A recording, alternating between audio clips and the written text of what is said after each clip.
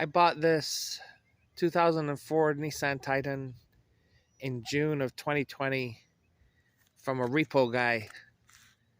Paid him $2,600 US. He said it belonged to mechanics and they tried to get it back from him. It's had a rough life. I mainly wanted it to go and fetch S30s from around Florida. Picked that one up in South Carolina a few months ago. But as you can see, it's missing the door panel. And had to add that to get the window to crank. This lets you out of the vehicle sometimes. And this locks the vehicle.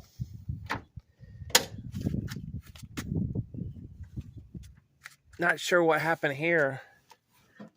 The guy got angry at the truck and smashed it. I put in a CD and it ate it. I tried to get it out, got frustrated. But anyhow, the cruise control works. And one of the issues they mention on Nissan Titan's Facebook group is the oil pressure.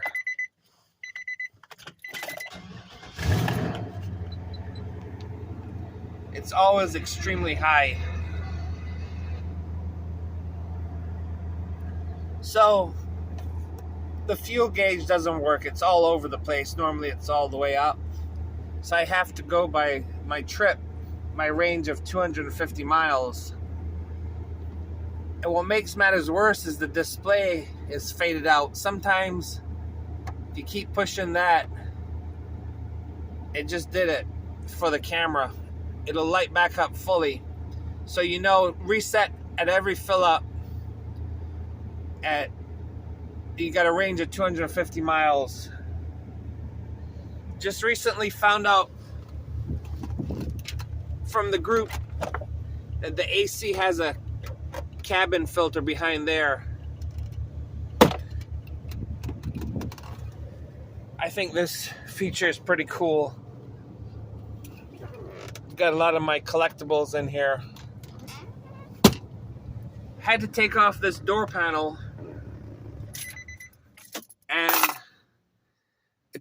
I've taken off door panels on Nissans before, Toyotas.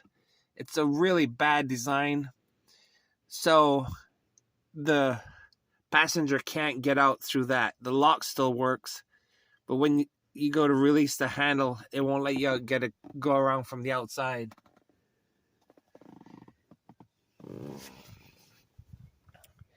The parking brake, the emergency brake, that doesn't work.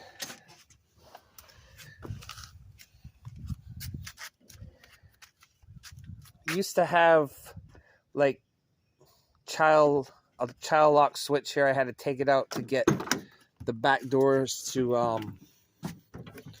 open. This is where I store the trailer hitch ball and a trolley jack in case I have a flat. It did come with the tools to change, to get the spare tire to come down from where it's tucked up under the bed or the tray.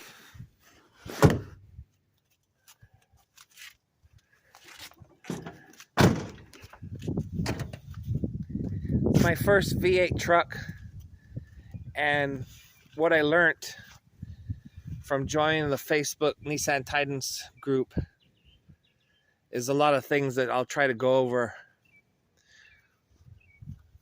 Just be careful when you change the transmission fluid, the automatic transmission fluid. One guy on the group, he said when he took his out, he didn't have a dipstick, but that mine does have a dipstick. So you got to use, I use Valvoline Max. It's fully synthetic, and it mentions Nissan Matic J on there. One of the issues this vehicle had, I had to go to Rock Auto to get this coil pack. The Denso one went first, and then I got another one recently, so I've been through 2 coil packs since 2020. It's got ABS. One of the worst discoveries that I didn't know until recently, that I learned from the Facebook Nissan Titan group. The fucking idiot that designed this engine put the starter underneath the intake manifold, so you got to take all this off to change your starter. Another issue is the cooling system. Apparently the new, or the OEM, the original radiator can break internally and send coolant in to mix with your transmission fluid.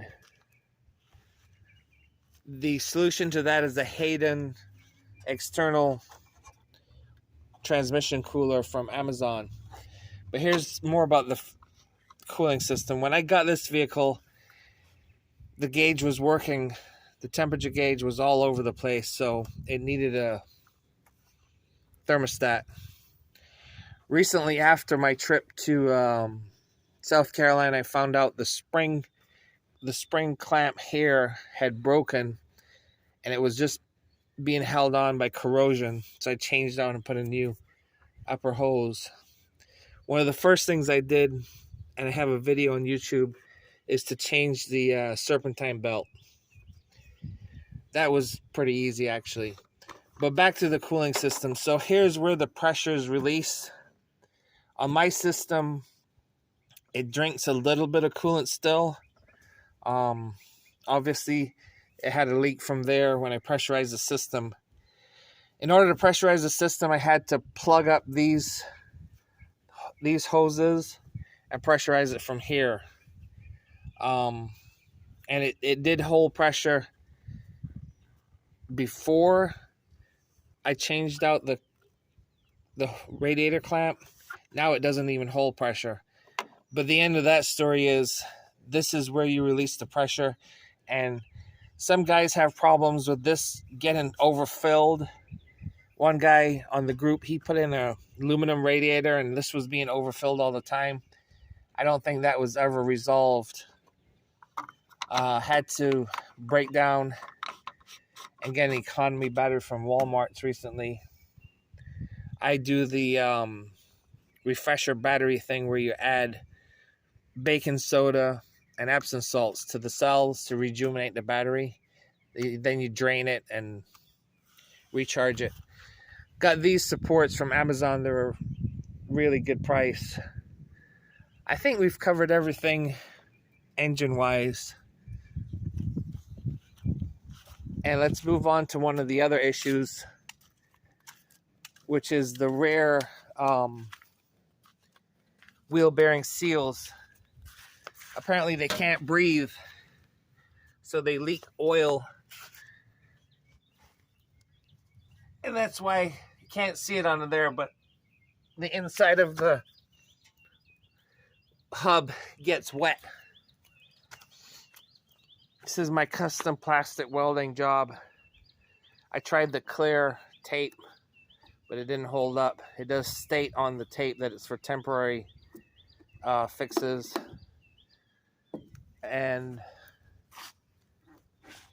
one of the issues I've seen on the group is when you put oversized rims or a lift kit, it's been the front rim tends to fall off of the vehicle. It breaks off because I guess the hubs are not designed for that extra weight. I like the chrome steps that have been added to this vehicle. In trying to not drop the fuel tank to change the fuel gauge sending unit, I wanted to cut an access panel in the bed or the tray of the truck, but Apparently can't really do that because of the cross beams. The story goes, one of the previous owners was transporting batteries and they fell out of the vehicle and caused this damage. So this doesn't work. You got to go in from here and pull on the rod to get it to release. Pull on the rod and push down at the same time. I mean, it's an amazing vehicle. These recent discoveries have kind of perturbed me a bit. I'm thinking about selling it, but I forgot to mention the mileage is 309,000 on the clock, so most Americans won't touch it because of the high mileage. I'm originally from Barbados, so we don't really care about high mileage because it's a Japanese vehicle. So it's really not worth it. I doubt I could even get 2,000 for it. I'm not really thinking of selling right now. Another thing I'm assuming the mechanics guys did is they bypassed the transponder chip in the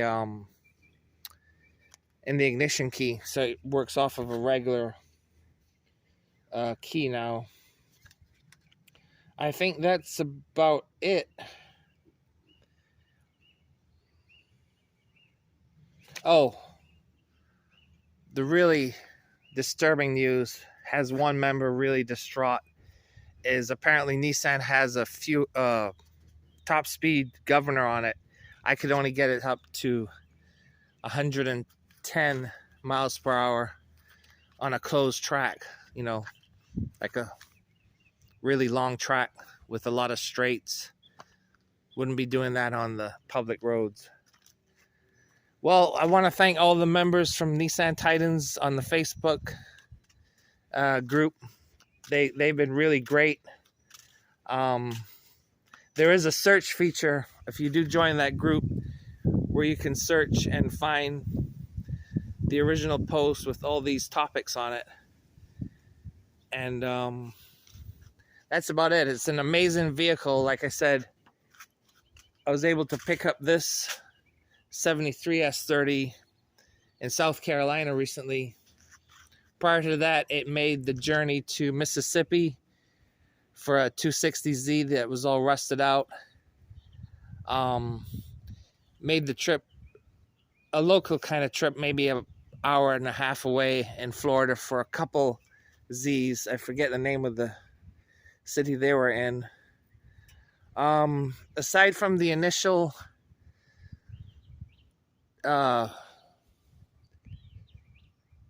issue of it wasn't really overheating. Well, maybe it was overheating. The temperature gauge was all over, and by changing the thermostat, I will say on all the other drives, whether short or long, that coolant temperature gauge stays just below half. Knock on wood, it hasn't overheated or anything since I've had it. And like I said, it's an amazing vehicle. Great tow capacity. I think I was inspired by my cousin in Alabama. He has a newer one, and upon a visit, I must have seen his and got motivated. He did tell me about the tow mode to push that switch when you're towing something. Another issue that was mentioned is when you turn it on, sometimes you hear it clicking if you change your actuator doors in here, being electronic, it tends to make a clicking noise, like when you remove the battery. It hasn't done it recently. I just leave it on max AC, and there was a click just now. I don't know if you heard it. And that's about it. Like I said, really great vehicle. It's not a daily driver. Obviously, I've been thinking about putting some foam in here and putting on seat covers. Got some nice set of mats from Amazon. They're only like 16 bucks.